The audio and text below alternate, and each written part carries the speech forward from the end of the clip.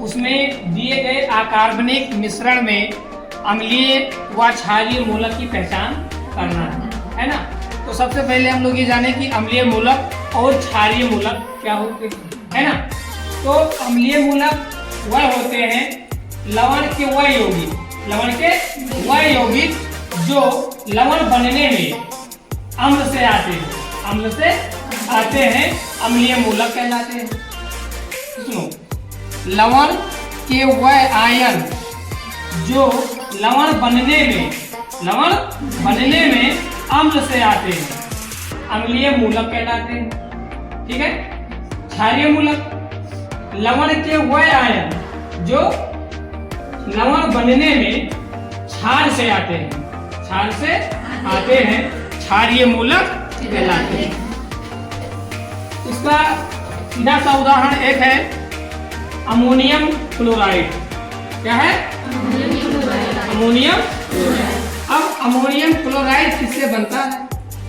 तो ammonium chloride जो है वो अमोनियम हाइड्रोक्साइड और हाइड्रोजन क्लोराइड से अभिक्रिया करके अमोनियम क्लोराइड तथा H2O का निर्माण, जल का निर्माण। तो इसमें सबसे पहले आप ये जाने कि कैसे बना, कौन सा इसमें धनायन है, कौन सा इसमें ऋणायन है। एक कर लीजिए।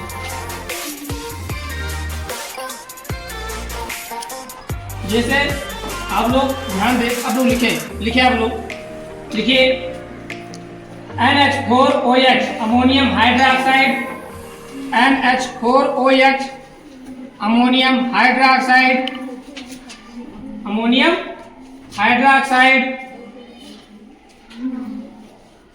लिखे, प्लस HCl हाइड्रोक्लोरिक अम्ल किए। अब इसमें आप रिएक्शन कीजिए तो क्या बनेगा? अमोनियम क्लोराइड लिखिए, अमोनियम क्लोराइड प्लस H2O। बन रहा है कि नहीं बन रहा है? बन रहा है ना। कीजिए। अच्छा, इसमें पहचान कीजिए कि अम्लीय मूलक कौन है, क्षारीय मूलक कौन है। HCl क्या है? अम्लीय मूलक, क्योंकि ये एक अम्ल है। HCl क्या है? एक अम्ल है, इसके लिए क्या है? अम्लीय मूलक। और सोडियम हाइड्रोक्साइड क्या है? एक क्षारीय मूलक। इससे क्या मिलेगा हम लोग को? NH4 अमोनिया मिलेगी और हाइड्रोक्लोरिन से हम लोग को क्लोरीन मिलेगा। तो अम्ल से हम लोग को क्लोरीन मिल रहा है और क्षार से हम लोग को अमोनिया मिल रही है। ये दोनों मिलकर क्या बनाएंगे? अमोनियम क्लोराइड का निर्माण कर देंगे। ठीक है। इसके बाद जब हम लोग अभिक्रिया करेंगे यहाँ जब लैब में भी, तो वहां हम लोग सबसे पहले क्या लेंगे? साल्ट। क्या लेंगे? साल्ट। किसका साल्ट लेंगे? अमोनियम क्लोराइड का। अमोनियम क्लोराइड का पहले हम साल्ट लेंगे और उस साल्ट में हम लोग डाइल्यूट H2SO4 तब H2SO4 डालेंगे। तब H2SO4 जब डालेंगे उसमें, तो उसमें कोई रिएक्शन नहीं होगा। ये तो लिखाया गया है। इसका मतलब ये है कि उसमें कार्बोनेट आयन और उसमें कार्बोनेट आयन या सल्फेट आयन या सल्फाइड आयन उपस्थित नहीं है। ठीक है।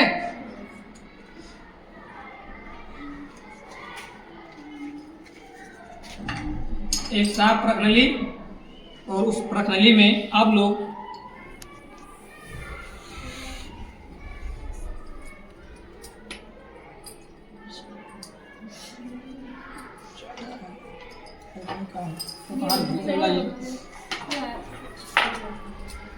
आप दो प्रणाली लेंगे। ठीक है। एक में हम लोग तनु H2SO4 और एक में सांद्र H2SO4।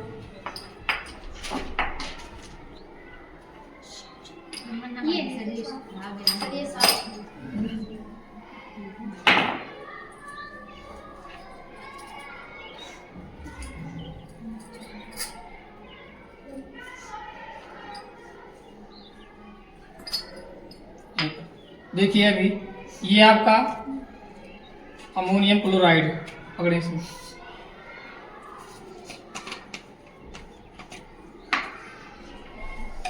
Ammonium chloride.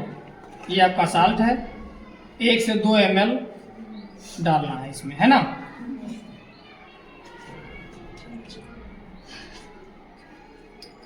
और इसमें आप लोग डाइल्यूट H2SO4 डालेंगे। अब डाइल्यूट H2SO4 कहाँ है?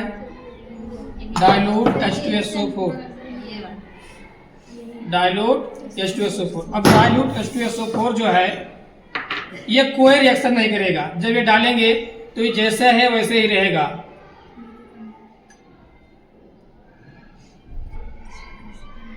नहीं करेगा। अभी ऐसे सफेद है, ये ऐसे ही रह जाएगा, है ना। इसका मतलब ये है कि इसमें कार्बोनेट आयन और इसमें कौन से आयन और कौन से होंगे? सल्फाइड आयन और सल्फाइड आयन उपस्थित नहीं है।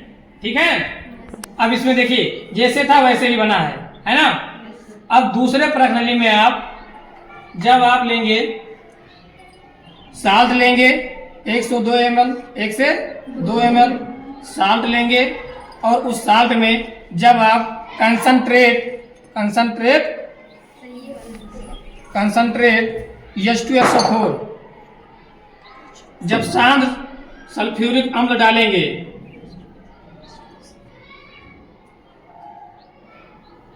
देखिए हो रहा है क्या? रिएक्शन हो रहा है, रिएक्शन हाँ हो रहा है, रिएक्शन ना। देखो इसमें यस की गंध आ रही है कि नहीं आ रही है? आ रही है ना। कुछ नहीं होगा, टेंशन मत ले।